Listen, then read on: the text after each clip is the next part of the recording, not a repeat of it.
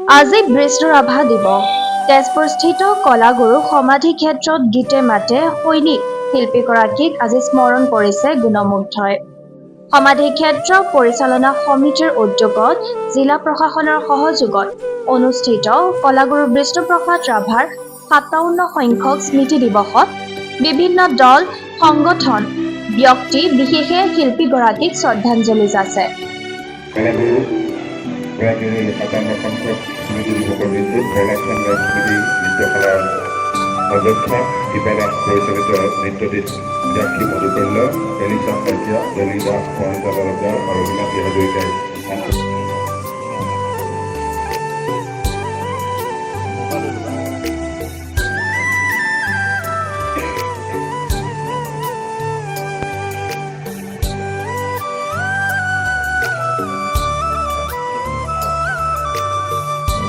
কলাগুৰু বিষ্ণুপ্ৰসাদ ৰাভাৰ মৃত্যুতিথি প্ৰতি বছৰৰ দৰে সমগ্ৰ অসমৰ লগতে তেজপুৰৰ বিষ্ণুপ্ৰসাদ ৰাভাদেৱৰ সমাধিস্থল এই সমাধি ক্ষেত্ৰত ৰাইজে শ্ৰদ্ধাঞ্জলি অনুষ্ঠান আয়োজন কৰে আৰু এই বছৰো এই শ্ৰদ্ধাঞ্জলি অনুষ্ঠান ইতিমধ্যে আৰম্ভ হৈছে।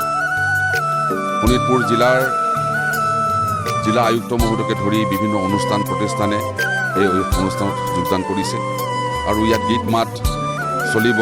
বহুত ল'ৰা ছোৱালী আহিছে, তেওঁলোকে গানো গাব বিষ্ণুপ্ৰসাদ ৰাভাদেৱৰ আৰু বিষ্ণুপ্ৰসাদ ৰাভাদেৱৰ গীতৰ ওপৰত নৃত্য পৰিৱেশন কৰিব। ই আমাৰ কাৰণে অতি ভাল কথা। আৰু এটা কথা আপোনাক কৈছোঁ, মাননীয় মুখ্যমন্ত্ৰী ডক্টৰ হিমন্ত বিশ্ব শৰ্মাই যোৱা ৯ তাৰিখে বিধানসভাৰ মজিয়াত ঘোষণা কৰিছিল যে ডিব্ৰুগড়ৰ যিটো বিমানবন্দৰ, সেই বিমানবন্দৰ ভাৰতৰত্ন ডক্টৰ ভূপেন হাজৰিকাৰ নামত অৰ্পণ কৰিব।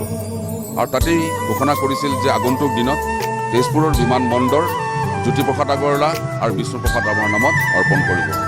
আৰু তেজপুৰৰ যিখন জিলা কেন্দ্ৰীয় কাৰাগাৰ আছে, এই কেন্দ্ৰীয় কাৰাগাৰ এতিয়া বৰ্তমানৰ স্থানৰ পৰা উঠি যোৱাৰ পিছত সেই ঠাইত জ্যোতি বিষ্ণু ফণী শৰ্মা এটি সাংস্কৃতিক প্ৰকল্প হ'ব বুলি ঘোষণা কৰিছে।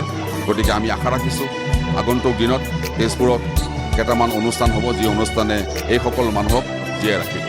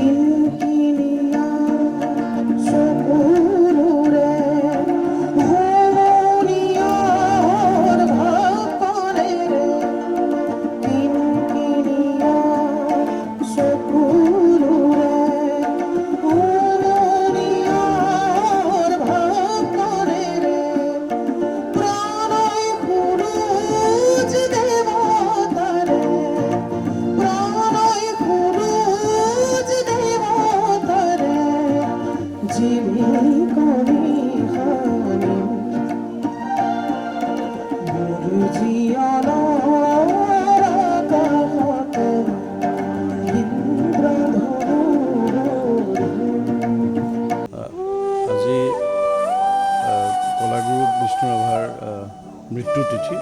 আজি আমি এই সমাধি ক্ষেত্ৰত সকলোৱে সমবেত হৈ এই মহান শিল্পীগৰাকীলৈ শ্ৰদ্ধাঞ্জলি জ্ঞাপন কৰিছোঁ।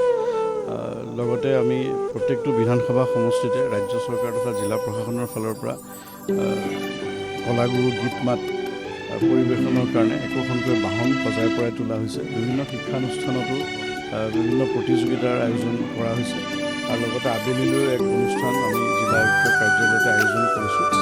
গতিকে এই ধৰণে আমি এই মহান শিল্পীগৰাকীলৈ আমাৰ শ্ৰদ্ধাঞ্জলি জ্ঞাপন কৰিছোঁ।